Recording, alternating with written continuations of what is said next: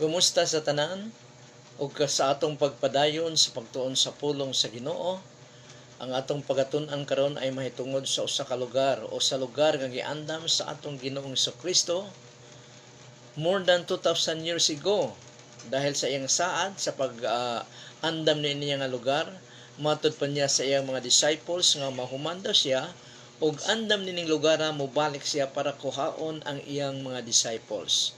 So kini nga lugar mao ang pagapuy-an sa mga Kristohanon, kanatong matinud-anon nga mga Kristohanon, nga walang iba kundi ang langit nga lugar sa mga matinud-anon nga mga Kristohanon. Nganong matinud-anon man? Dahil naay mga Kristohanon nga buluyagon o dili matinud-anon.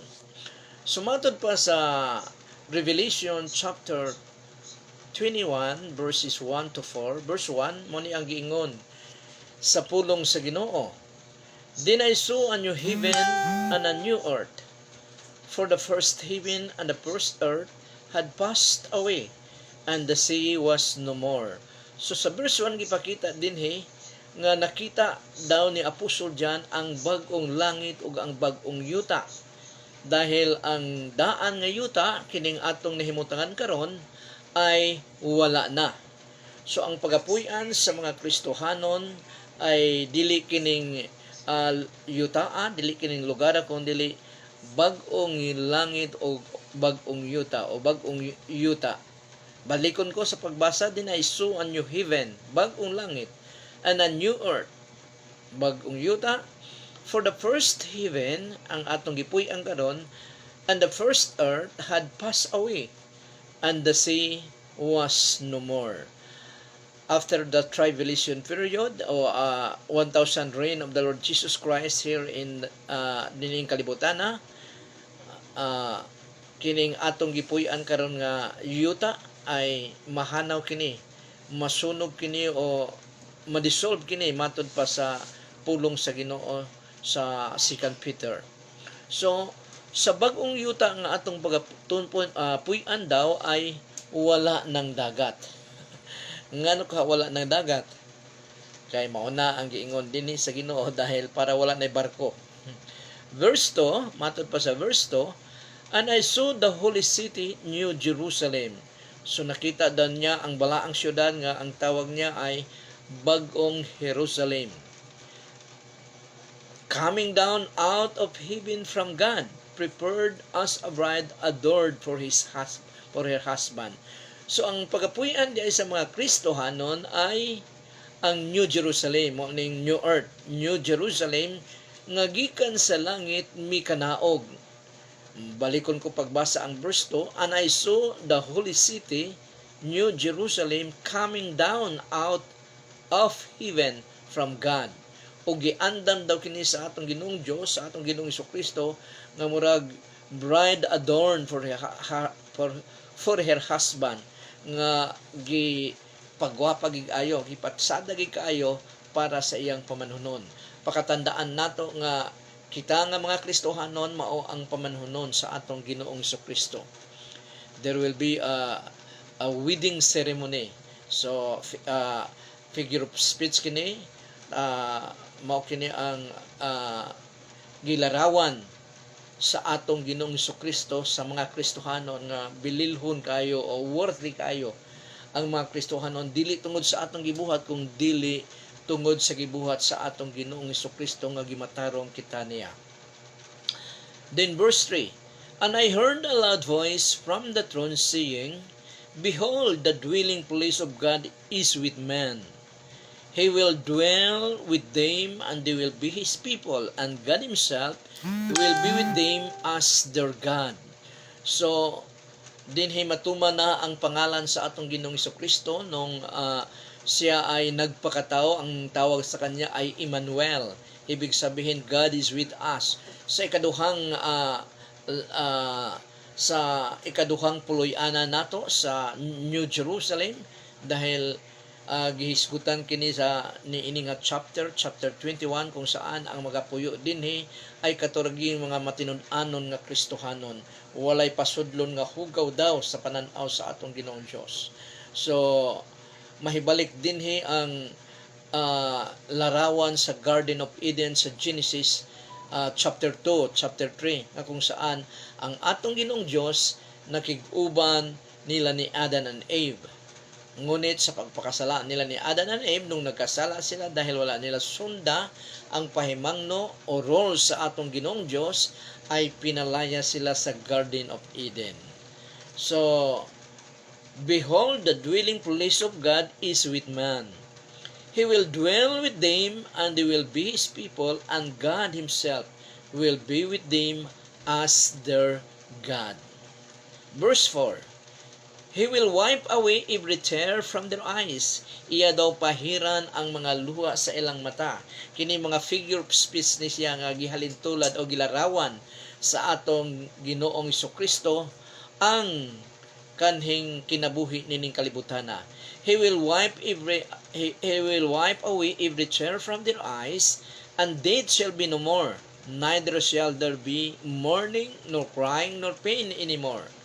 For the former things have passed away. So dinhi gihilagway sa atong Ginoong Jesucristo ang puloy-anan sa mga Kristohanon, ang kondisyon nila sa ilang kinabuhi sa New Jerusalem. Namatod pa niya, wala na'y sakit, wala na'y kamatayon, wala na'y paghilak, dahil the former things have passed away. O bag-o na nga order sa kinabuhi kung saan kauban nato ang atong Ginoong Dios. Muni ang pinakapatsada, muni ang blessed day, matod pa sa atong ni Apostol Paul sa kay Titus, muni ang blessed day sa mga Kristohanon nga sila ay makauban sa ilang Ginoong Dios hangtod sa kahangturan. So almost all people except wala except yan, dito lang nabangiton si Duterte.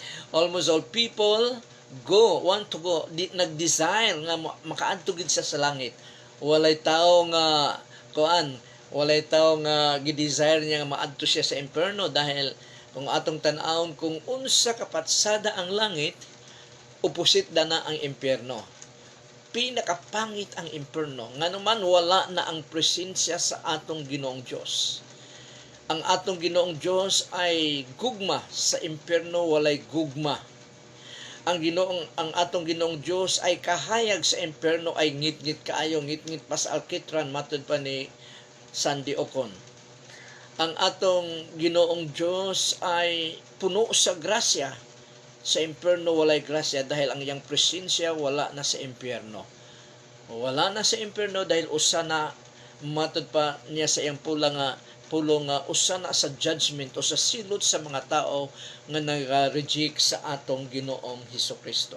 So halos tanang jud, buang lang siguro nga tao ang dili gusto nga moadto sa langit, dahil ang langit gilarawan sa atong Ginoong Dios. Sa atong gibasa karon nga napakapatsada ang kondisyon sa mga tao nga magapuyo ni anang dapita. Pero ato sang tan-awon, unsa ba ang dapat nga motibo sa pangandoy nga makaadto kita sa langit? Unsa ba ang dapat natong motibo nga i-desire natin nga makaadto kita sa langit? Dahil ang atong mga motibo, ang atong kasing-kasing, mao gid na ang tan-awon sa atong Ginoong Jesucristo, sa atong Ginoong Dios, kung angayan ba kitang papuy-on sa iyang langit nga giandam niya sa tanang matinud-anon nga mga Kristohanon. Unang-unang motibo nga i-desire nato, motives o reason nga nung moadto ta sa langit, dili tungod kay patsada kaayo ang langit, kung dili makauban na nato ang Ginoong Hesus nga naghatag sa iyang kinabuhi para kanato. Kay katong moadto ta sa langit dahil patsada kaayo, murag selfish kaayo to nga murag pang sarili kaayo.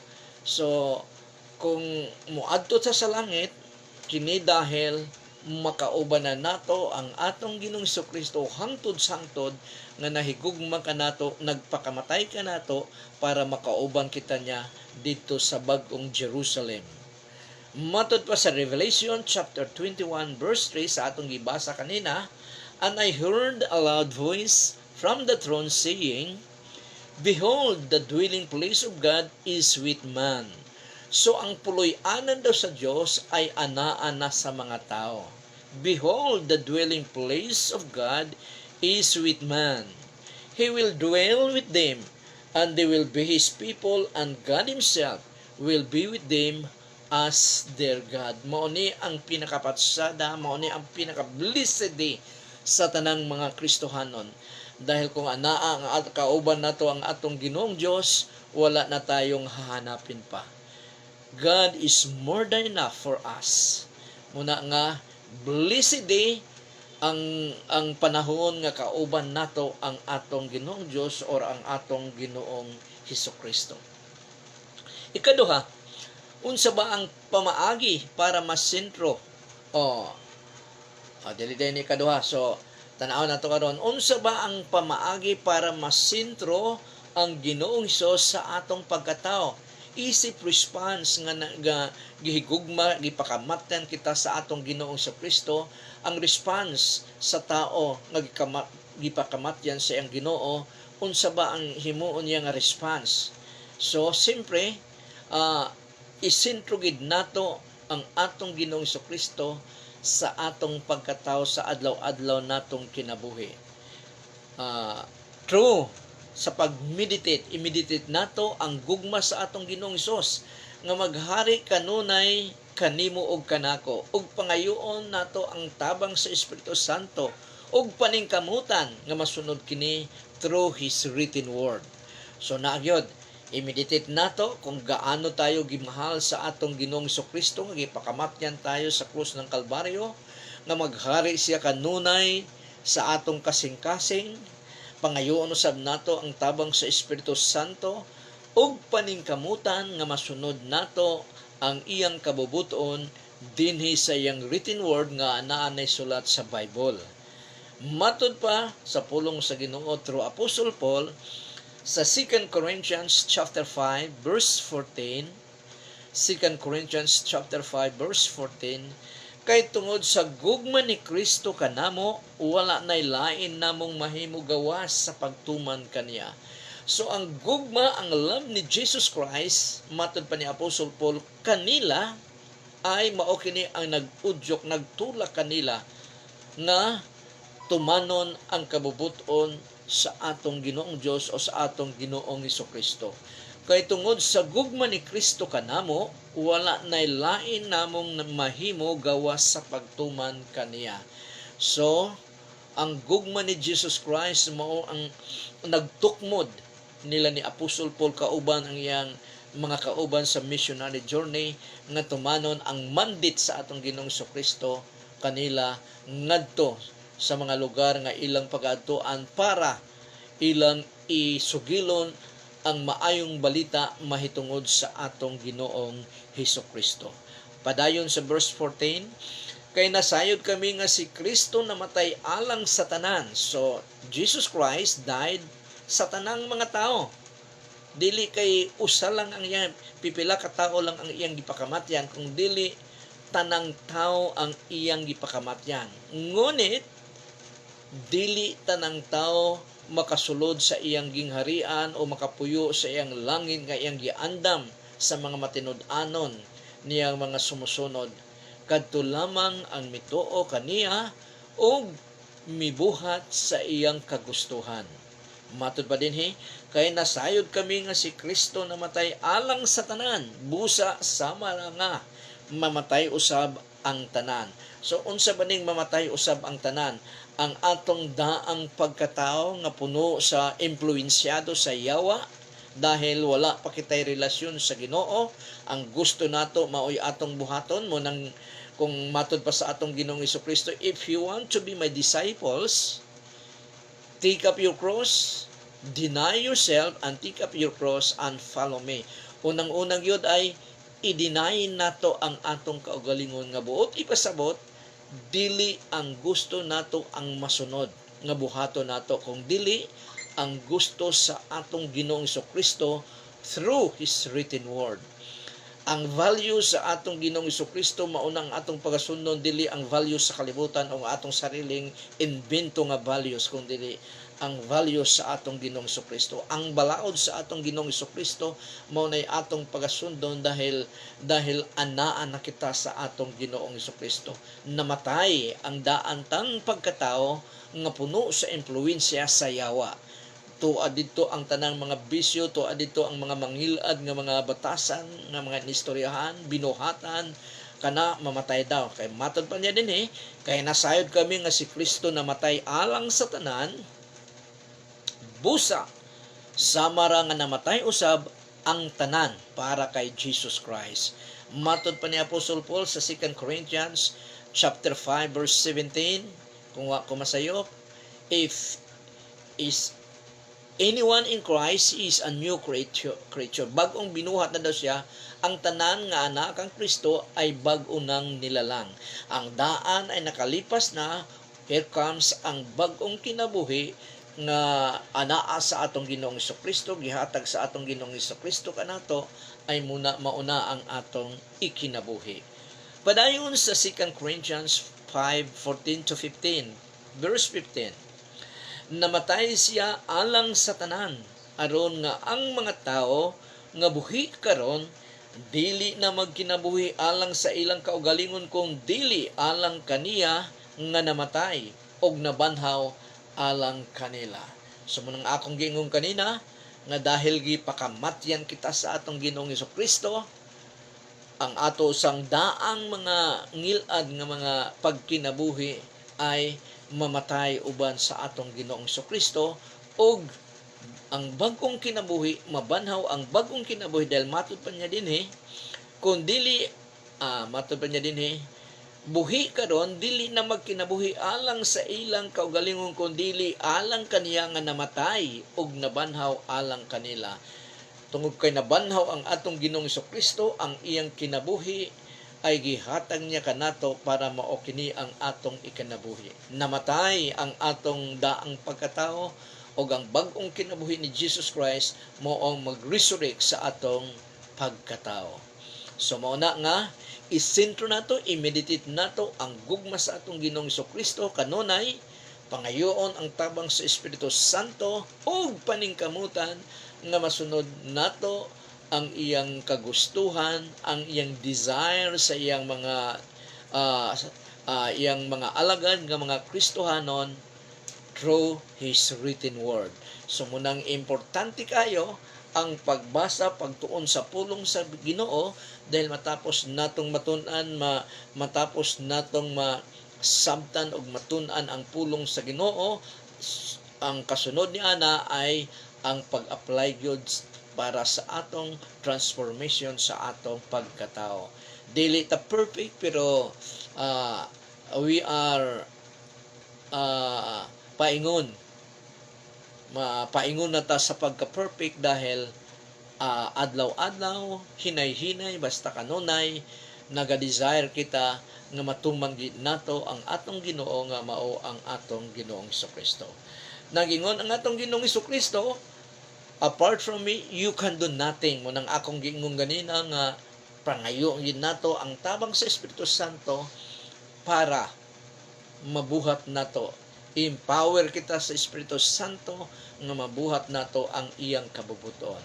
Matod pa ni Apostle Paul, work out your own salvation with fear and trembling.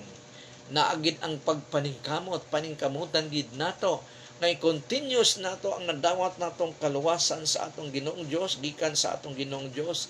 I-continue nato kini pinaagi sa pagpakita niini o sa pagbuhat sa kagustuhan sa atong Ginoong Kristo.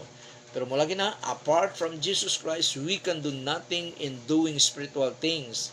Sa tabang lamang niya o sa grasya lamang niya. Wala giato na. Sa grasya lamang sa atong Ginoong Kristo, makamit nato ang gusto sa atong Ginoo. Ikatulo, kaduha pa dahil unsa ba ang dapat nga motibo o pangandoy nga makaadto kita sa langit?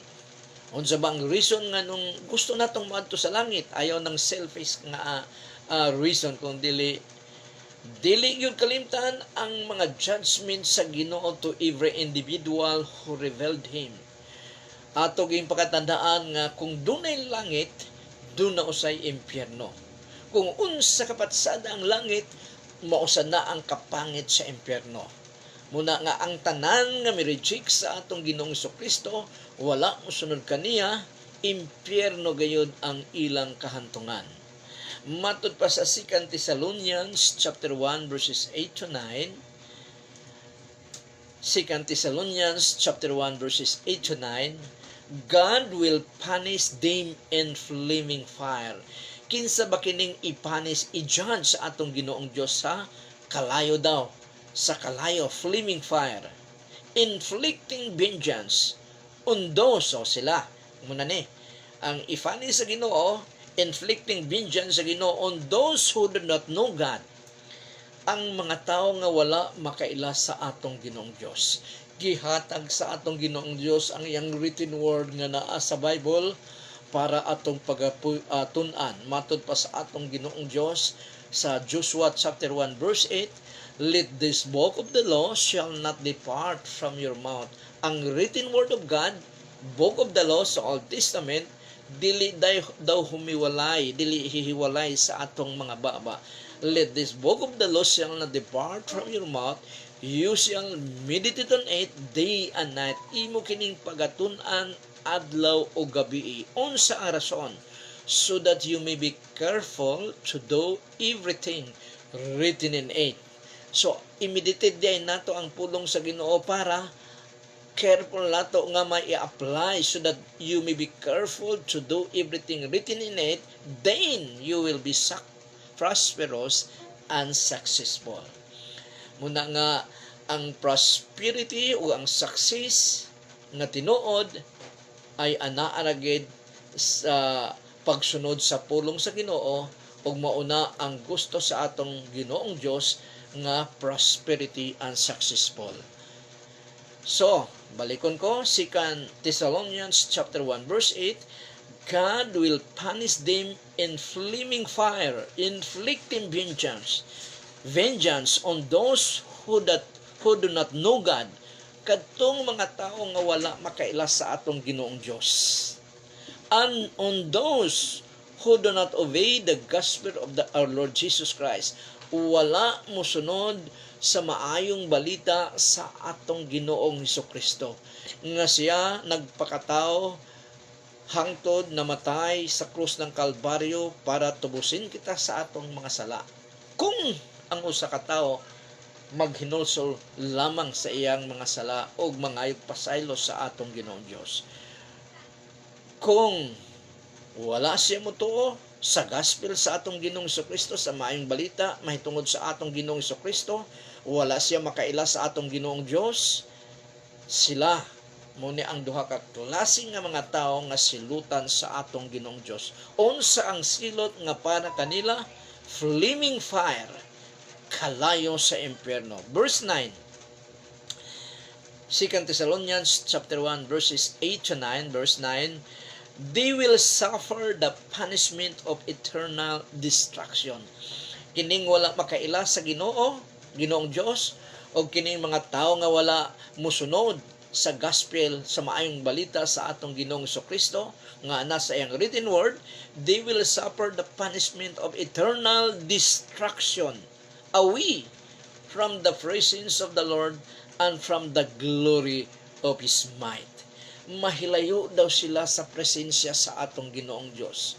Nganong giapil man dinhi sa silot sa mga tao nga wala makaila sa atong Ginoong Dios, wala maubay sa gospel sa atong Ginoong Hesukristo, nganong giapil man dinhi ang away from the presence of the Lord and the glory of His might. Nganong giapil man na nga daghang mga tao nga dili gusto sa presensya sa atong Ginoong Dios.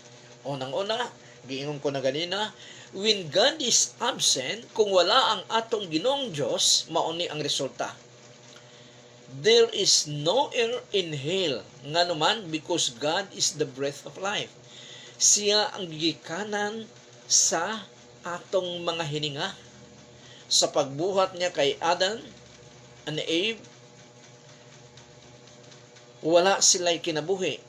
Ngunit gihingahan sa atong Ginoong Dios ang bangag sa ilang ilong munang nagkaroon sila og kinabuhi. Matod pa sa Genesis chapter 2 verse 7. Muna nga dahil ang Ginoong Dios ang gigikanan sa breath of life, walay hangin sa impyerno, munang lisod kay sa impyerno kay walay hangin. Init kayo tapos wala pay hangin. There is no peace in hell, nga naman nga walay kalinaw sa impyerno, because God is the Prince of Peace. Matod pa sa atong Ginoong si Kristo, siya ang Prince of Peace. There is no comfort in hell, nga naman because God is the Comforter. Kay wala ang presensya sa atong Ginoong Dios, sa atong Ginoong si Kristo sa impyerno, walay kalinaw didto sa impyerno. So unsa ang larawan sa lugar nga walay kalinaw? Grabe. Gubot kaayo nga lugar dahil walay kalinaw. There is no comfort. Unsa ang lugar nga walay comfort, walay unsa bining binasaya sa comfort? Kanang basta gi comfort. Walay comfort nga dahil ang atong Ginoong Kristo siya ang comforter, tig comfort. There is no love in hell, nga naman because God is love. Walay gugma didto sa impyerno dahil ang atong Ginoong Dios ang iyang nature ay gugma, og sa impyerno wala siya dito. Hell is darkness because God is light. Ngit-ngit gilarawan sa atong Ginoong Kristo kung unsa ang hulagway sa impyerno. Ngit-ngit kayo ang impyerno, nga naman ang atong Ginoong Kristo, ang atong Ginoong Dios wala dito. Ang Dios ang kahayag because God is light. Hell is full of air. Puno sa kahadlok ang mga nahimutang sa impyerno, nga naman because in God there is no fear. Walay kahadlok ang usa ka tawo kung anaa siya sa Ginoo.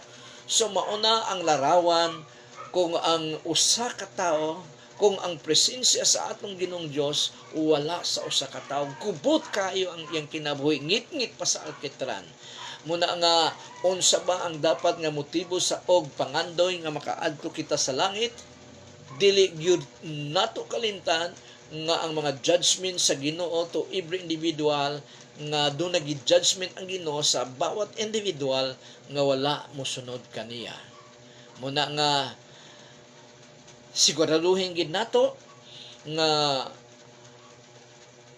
ang eternity nga nagpaabot ka nato ay eternal life, dili eternal death. Ang eternal death ngadtong mga tao nga maadto sa impyerno dahil gireject nila ang kagustuhan sa atong Ginoong Hesukristo.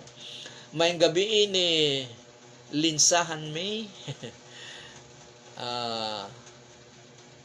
Murag sa tibasak ni Gapuyo dito sa Upol si kuan mga igaagaw ni Nolnol. Ayan. Sumuna may gabi diha May. Sumuna nga tan-awon gid nato ang motibo o reason nganong muadto ta sa langit. Muadto ta sa langit para makauban nato ang atong Ginoong Dios, ang atong Ginoong Hesukristo nga nagpakamatay. Alang kanato para makauban kita niya kung kita ay magmasinugtanon sa iyang kabubuton. So, dinhi lang sa takutob, kay around 30 minutes na ang atong pagtuon sa pulong sa Ginoo. So, ugma na usab sa gabi, ipadayon nato ni dahil doon na pay duha ka mga reason kung anong gusto kita moadto sa puloy-anan nga giandam kanato sa atong Ginoong Hesukristo more than 2,000 years ago nga gisaad niya sa iyang mga disciple. Kita usab mga disciple sa atong Ginoong Hesukristo nga mahuman daw niya og andam kini nga lugar, mobalik siya dinhi inisikan kaming og pagakuhaon niya ang tanang matinud-anon nga mga disciple niya. Daghang kayong salamat sa nagatan-aw ug makatan-aw pa niini nga pagtulunan. Kung mawala na kini sa Facebook, aduna ko'y personal nga channel sa YouTube. You just click Edwin Makahilos ug makita ninyo dito ang akong sermon dito sa ang akong ang atong pagtuon sa pulong sa Ginoo didto sa YouTube, dahil 30 days lamang din sa Facebook, pero sa YouTube ay bisag pila ka tuig. So daghan kang salamat sa tanan. Ang Ginoo magapanalangin kaninyo, labi na gyud kay linsahan may, og the Lord will bless you and keep you. The Lord make His face shine upon you and be gracious to you. The Lord lift up His countenance upon you and give you peace. Ug ang tanang mga anak sa Dios magaingong amen, amen and amen. Ug sa tanan nga dunay mga sakit sa ilang physical nga lawas, nagingon ang atong Ginoong Hesukristo nga ipanalangin ang mga masakiton. Dili ang pastor, dili ang nanalangin ang maghatag og kagalingan, kung dili ang atong Ginoong Dios. Kanunay kayang-kaya sa atong Ginoong Dios nga magpagaling, mag-ayo sa tanang nag-malfunction nga part sa atong lawas. Busa kailangan gid natong ipanalangin ang mga masakiton, dahil ang Ginoo ang mag-ayo kanila. Manalangin kita. Lord God, salamat kay Ginoo dahil ikaw ang among gamhanang Dios. Hindi maiksi ang iyong mga kamay para abutin, Ginoo, ang tanan nga dunay mga may sakit nga nananaw karon. O Lord God, I pray, Father God, sa pangalan ni Jesus, Lord, sa tanan nga dunay mga may sakit, Panginoon, unsa may party sa ilang lawas nga nang malfunction, Panginoon, I pray, Father God, sa pangalan ni Jesus, sa imong healing power, Panginoon, nga ma-restore, O Lord God, ang nagmalfunction nga part sa ilang lawas, Amahan. Yamang ikaw, Ginoo, ang nagkumpuni sa among mga lawas, O Lord God. Sa pangalan ni Jesus, be healed in the name of Jesus. In Jesus' mighty name. Salamat kay Ginoo sa kagalingan nga gihatag mo, O Lord God, sa imong katawhan, Amahan. In Jesus' name. Amen. Amen and amen. So, maayong gabi sa tanan. Next, ugma sa sunod na ugma sa gabi, ipadayon nato ang nahibilin ni ining atong gitun-an karon about sa lugar o sa langit nga giandam sa atong Ginoong Hesukristo sa tanang matinud-anon kaniya. Maayong gabi sa tanan.